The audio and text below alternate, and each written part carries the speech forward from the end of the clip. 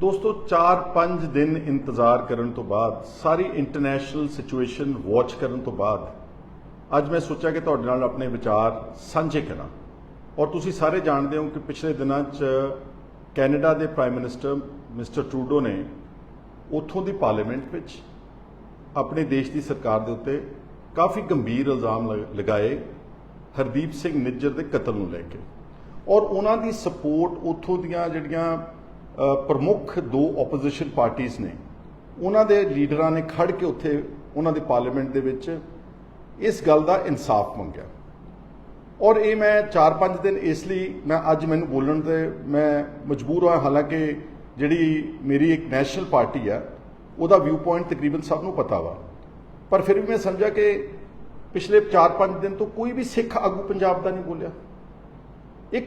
एक भी आदमी जिहड़ा कोई पंजाब का या सिखां की गल कह सकता होया कोई नहीं बोलिया।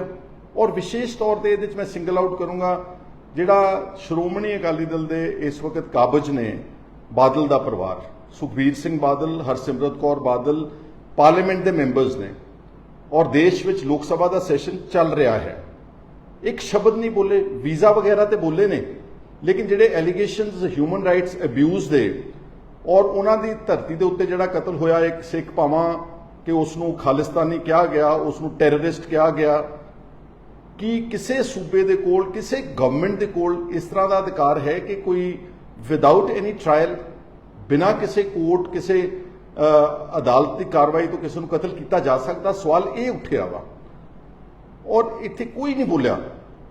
उन्होंने तो मैनू मजबूरी समझ आ गई बादल होना दी हुण चंगी तरह नाल कि वो बीजेपी के अगे गोडे टेक रहे हैं चंद वोटां दे वास्ते। शायद उन्होंने लगता कि जे पार्लीमेंट में असीं अज उल्ट बोलांगे तो साडा शायद समझौता ना होवे, तो फिर अकाली दल थोड़ो रहा है। फिर तो एक नॉर्मल सुधारण जिद्दां बाकी पोलीटिकल पार्टियां ने जिद्दां इन्हां ने धारा 370 जो जम्मू कश्मीर के 2 टोटे किए गए सीगे उदों बीजेपी ने हमायत की, बिल्कुल उस तर्ज के उत्ते अज ये उत्थे बैठे ने। तो फिर सिखां नाल गिला करदे ने आण के कि जी सिख सानू अकाली दल नूं क्यों छड्ड रहे ने, अपनी मां पार्टी नूं क्यों छड्ड रहे ने, क्योंकि सिखां नूं लग रहा कि तुसीं मां पार्टी नहीं कि तुसीं एक टब्बर की पार्टी बन के रहे। दूसरा भगवंत मान ये चीफ मिनिस्टर है पंजाब का, ये मत समझना कि आम आदमी पार्टी कली नूं बिलोंग करता। अज वो 3 करोड़ पंजाबियों का चीफ मिनिस्टर है, मुख मंत्री आ, पहरेदार आ, चौकीदार आ। एक शब्द नहीं बोलिया। वो एडा इंपॉर्टेंट एक इशू, मतलब 8 लाख के करीब पंजाबी कैनेडा के जिन्हां दा भविख उन्हां चों बहुते नौजवान तबका वा जिन्हां दा भविख दाऽ ते लग गया ते अपने सूबे की इज्जत दाऽ ते लग गई पंजाब की और खास तौर पर उन्हां विचों सिखां दी।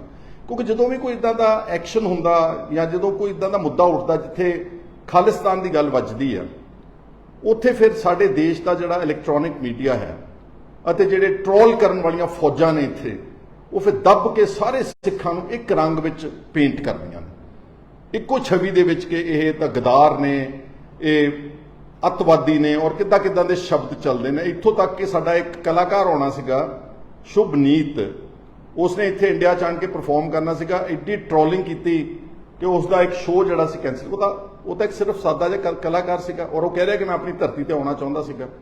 आ इहदा इफैक्ट पिया। इहदे मुकाबले ते जदों कोई दूजियां वक्खवादी सुरां उठदियां ने, कोई हिंदू राष्ट्र की गल करदा ते उत्थे तां कोई इदां दा नज़रिया नहीं बनाया जांदा कि यह देश टुट जावेगा। उदों तो नैशनल मीडिया कुछ नहीं बोलता। इहदे नालों कई गुणा ज़्यादा ब्लेटेंटली शरेआम कानून ते संविधान दीयां धज्जियां उड़ा के इत्थे हिंदू राष्ट्र की गल कही जाती है। मैं कोई खालिस्तान के हक विच नहीं गा, बिल्कुल अच्छी तरह मैं पहला इत्थे क्लैरिफाई करना चाहना।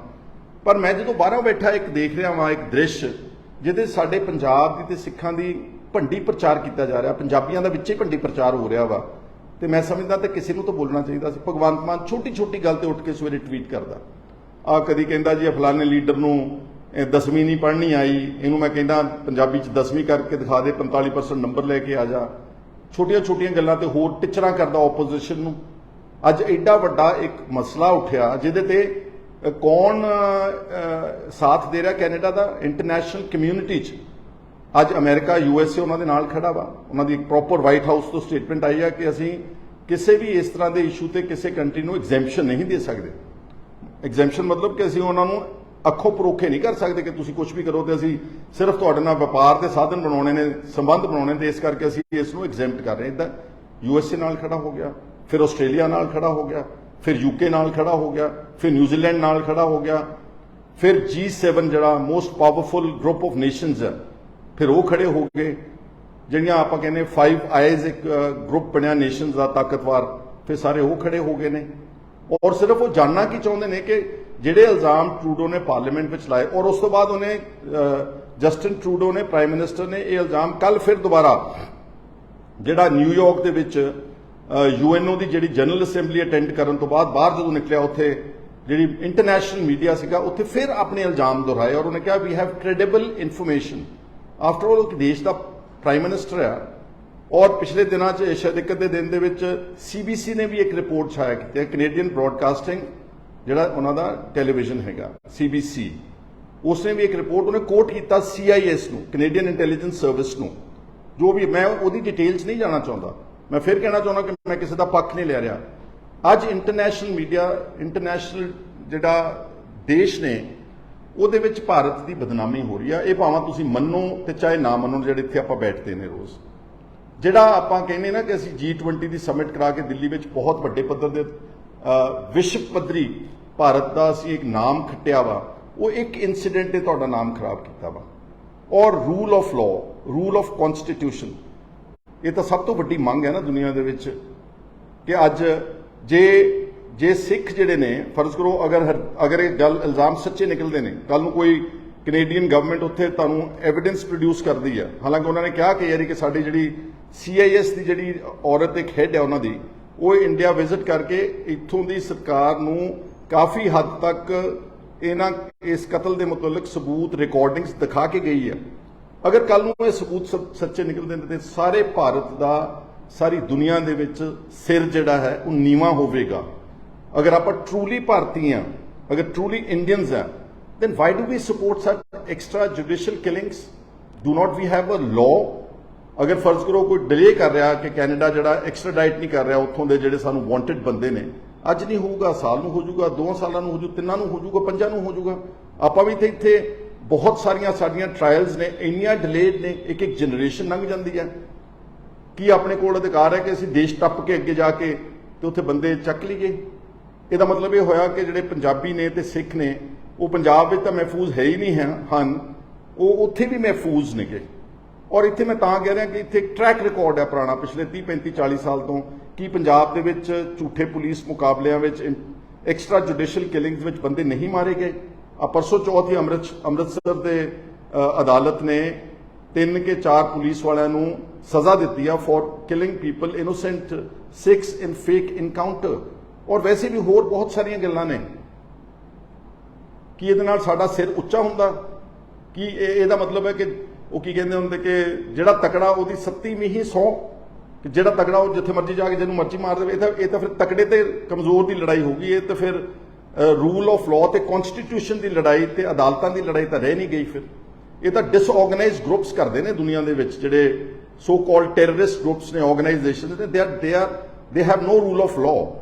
ਬਟ ਕੰਟਰੀਜ਼ ਲਾਈਕ ਇੰਡੀਆ, ਜਿਹੜੀ ਇੱਕ ਬਹੁਤ ਵੱਡੀ ਡੈਮੋਕ੍ਰੇਸੀ ਹੈ ਸਾਰੀ ਦੁਨੀਆ ਦੇ ਵਿੱਚ, ਇੱਕ ਗਰੋਇੰਗ ਡੈਮੋਕ੍ਰੇਸੀ ਆ, ਇੱਕ ਪ੍ਰੋਗਰੈਸਿਵ ਕੰਟਰੀ ਗਿਣਿਆ ਜਾ ਰਿਹਾ ਵਾ ਸਾਰੀ ਦੁਨੀਆ 'ਚ। ਸਾਡੀ ਇਕਨੋਮੀ ਇਸ ਵਕਤ ਉਤਲੇ ਨੰਬਰਾਂ ਵਿੱਚ ਆ ਰਹੀ ਹੈ। ਸਾਡੀ 3 ਟ੍ਰਿਲੀਅਨ ਡਾਲਰਸ ਦੀ ਇਕਨੋਮੀ ਆ।